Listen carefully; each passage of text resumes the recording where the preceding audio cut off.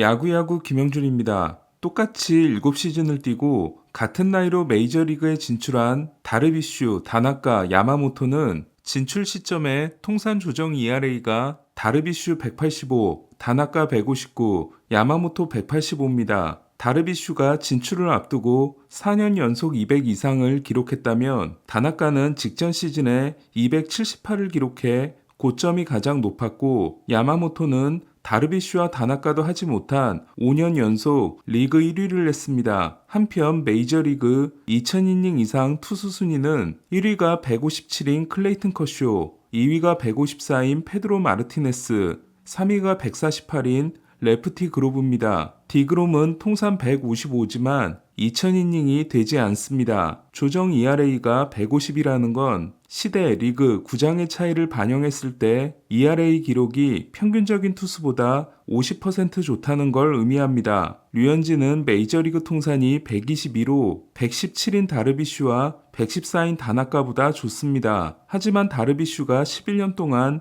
1600이닝을 돌파한 것에 비해 류현진은 10년 동안 1055이닝을 기록한 게 아쉬운 부분입니다. 일본에서의 통산 기록이 같은 다르비슈가 레퍼런스 통산 31.0, 팬그래프 통산 34.4임을 감안하면 야마모토도 좋은 활약을 할 가능성이 높습니다. 팬그래프의 28시 평가에서 야마모토는 패스트볼 60, 커브 60, 스플리터 70, 커맨드는 80점 만점이라는 어마무시한 평가를 받고 있습니다. 이마나가 또한 커맨드는 70이지만 패스트볼 40, 슬라이더 55, 커브 40, 체인지업 50으로 야마모토는 60 이상 구종이 3개인 반면 이마나가는 하나도 없습니다. 야마모토가 3억 2,500만 달러, 이마나가가 5,300만 달러 계약을 맺음으로써 야마모토의 총액은 이마나가의 6배에 달했습니다. 일본 야구 역사상 가장 화려한 수상 경력을 가지고 진출하는 투수이긴 하지만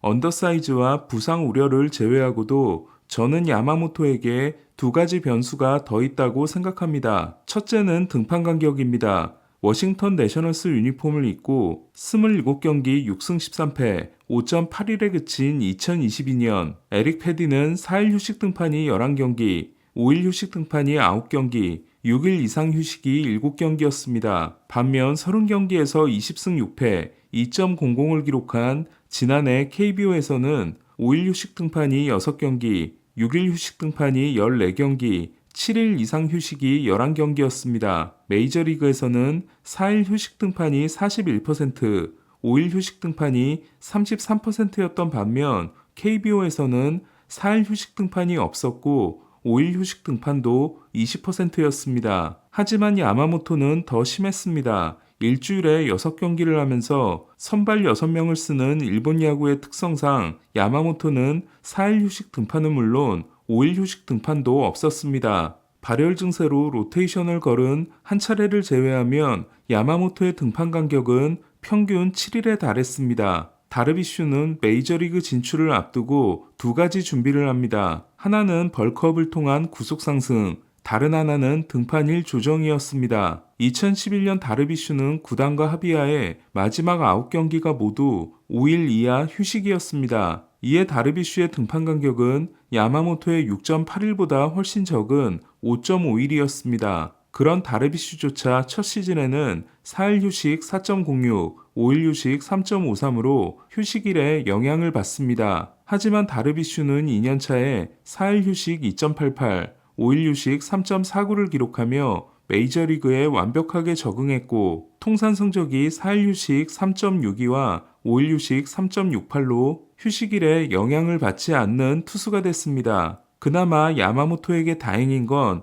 메이저리그 선발 투수들은 다르비슈가 데뷔했을 때만 해도 4일 휴식을 더 많이 했던 반면 이제는 5일 휴식을 더 많이 하고 있다는 겁니다. 그렇다고 해도 등판일과 관련해서는 다르비슈 같은 준비를 하지 못한 야마모토이기 때문에 저는 오타니가 없더라도 다저스가 올해부터 6인 로테이션을 쓰거나 6번째 선발이 자주 들어오는 5.5인 로테이션을 써야 한다고 생각합니다. 두 번째는 NPB와 MLB의 타선 차이입니다. 당연하지만 메이저리그 타자들의 수준은 일본 타자들보다 훨씬 높습니다. 일본에서 통산 169, 마지막 시즌에 199였던 스즈키 세이야의 WRC 플러스는 메이저리그에서 2시즌 동안 116과 126을 기록했습니다. 요시다에 비하면 스즈키는 그나마 엄청나게 선전한 것이었습니다. 일본에서 통산 176과 마지막 2시즌이 192와 201이었던 요시다는 메이저리그 데뷔 시즌이었던 지난해 109에 그침으로써 전 시즌 대비 반토막이 났습니다. 지난해 야마모토가 활약한 퍼시픽 리그의 타율은 2할 4푼 1리로 메이저리그의 2할 4푼 8리보다 7리가 낮았습니다. 하지만 더 눈에 띄는 차이는 퍼시픽 리그가 0.354, 메이저리그가 0.414를 기록한 장타율이었습니다. 메이저리그는 하위 타선에도 홈런을 칠 수 있는 타자들이 있는 반면 일본 야구는 홈런 타자와 컨택 타자들이 확실한 역할 분담을 하고 있습니다. 지난해 메이저리그의 타순별 WRC 플러스를 보면 1번 111, 2번 114, 3번 111, 4번 108, 5번 103, 6번 100으로 2번 타자가 가장 강했고 1, 2, 3번에 가장 강한 3명을 배치해야 한다는 세이버 매트릭스의 권고를 완벽하게 따랐음을 알 수 있습니다. 반면 일본은 1번 89, 2번 95, 3번 118, 4번 132, 5번 114, 6번 100으로 4번 타자가 엄청나게 강했고 1, 2번 타자들이 3, 4, 5번에 비해 많이 약했음을 알 수 있습니다. 메이저리그는 가장 강한 타자가 2번, 그 다음으로 강한 타자가 1번을 친 반면 일본 야구는 타순 내에서의 순위가 1번 타자 6위, 2번 타자 5위였습니다. 그렇다 보니 메이저리그는 1, 2번 타자의 홈런 비중이 25%인 반면 일본 야구는 14%에 불과합니다. 또한 메이저리그는 1번부터 7번 타자의 홈런 비중이 최소 9%에서 최대 14%로 홈런을 고르게 생산하고 있는 반면 일본은 4번이 22.4%를 담당하고 있고 3, 4, 5번의 비중이 52%에 달하고 있습니다. 메이저리그 3, 4, 5번의 비중은 40%입니다. 이는 일본에서의 야마모토는 3, 4, 5번만 조심하면 나머지 타자들에게는 홈런 맞을 걱정을 하지 않아도 됐던 반면 메이저리그에서는 1, 2번은 당연하고 하위 타선 타자들도 조심하지 않으면 안 된다는 걸 의미합니다. 메이저리그 선발 투수들이 전에 비해 이닝을 많이 던지지 못하는 이유는 바로 이 때문입니다. 과거의 메이저리그 투수들은 장타력이 떨어지는 하위 타선을 상대로는 전력 투구를 하지 않으면서 체력을 아낄 수 있었고 이는 많은 투구수와 많은 이닝 소화로 이어졌습니다. 하지만 지금의 메이저리그 투수들은 하위 타선에도 전력 투구를 해야 하며 더 빠른 공을 던져야 하기 때문에 가동 시간이 크게 줄었습니다. 재밌는 건 멀지 않은 과거였던 2006년만 해도 메이저리그의 분위기는 지금의 일본 야구와 비슷했다는 겁니다. 당시 타순별 WRC 플러스를 보면 1번 97, 2번 100, 3번 116, 4번 122, 5번 111로 뛰어난 타자들이 3, 4, 5번에 몰려 있었고 1번부터 홈런 타자가 등장하는 일은 드물었습니다. 2006년에는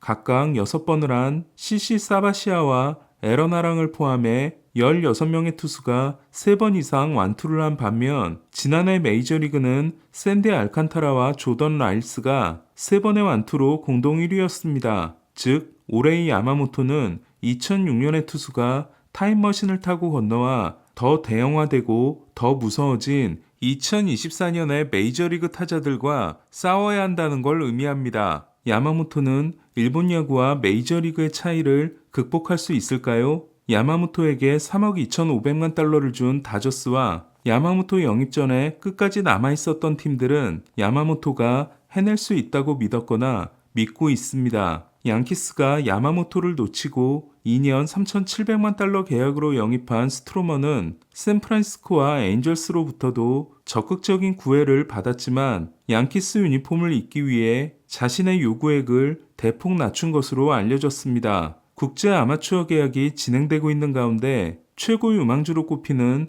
레오 데브리에스는 샌디에고와 입단 보너스 450만 달러 계약을 맺었습니다. 호세 페르도모는 애틀란타와 500만 달러, 페르난도 크루스는 컵스와 400만 달러에 계약했습니다. 한편 50인 내에 들지 못한 블라디미르 게레로의 또 다른 아들 블라디미르 미겔 게레로는 뉴욕 매츠와 계약했습니다. 형과 달리 좌타자인 미겔 게레로는 코너 외야수와 일루수 자원으로 매츠는 배트 스피드가 뛰어나고 피지컬이 좋기 때문에 중심 타선에 들어갈 수 있는 타자로 성장이 가능하다는 기대를 하고 있습니다. 게레로 형제는 디 고든과 닉 고든처럼 어머니가 다르며 아버지 게레로는 5명의 여성 사이에서 팔남매를 두고 있습니다. 형 게레로 주니어는 2015년 국제유망주 7위였고 390만 달러를 받고 입단했습니다. 같은 해 25위 유망주였던 후안 소토는 입단 보너스가 150만 달러, 30위 유망주인 타티스 주니어는 70만 달러였고